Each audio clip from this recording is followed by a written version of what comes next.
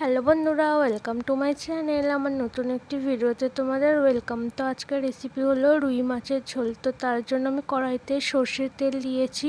দেওয়ার পর এখানে আমি মাছগুলোকে দেখো লাল লাল করে ভেজে নিয়েছি। তো ওই তেলের মধ্যে দিয়ে দিয়েছি আলুগুলো একটু লাল হয়ে গেলে তারপরে দিয়েছি পেঁয়াজ কুচি দেওয়ার পর আমি এখানে দিয়ে দেবো একটু সামান্য পরিমাণ গ্রেট করে রাখা আদা দেওয়ার পর তারপরে আমি এখানে দেব টমেটোগুলো যাতে তাড়াতাড়ি গলে দেয় তার জন্য আমি এখানে দিয়েছি লবণ দিয়ে ভালো করে নিয়েছি।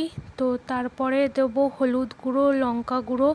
তো লঙ্কা গুঁড়ো, হলুদ গুঁড়ো দিয়ে ভালো করে মশলাটা কষিয়ে নেওয়ার পর এখানে আমি দিয়ে দিয়েছি পরিমাণ মতো জল।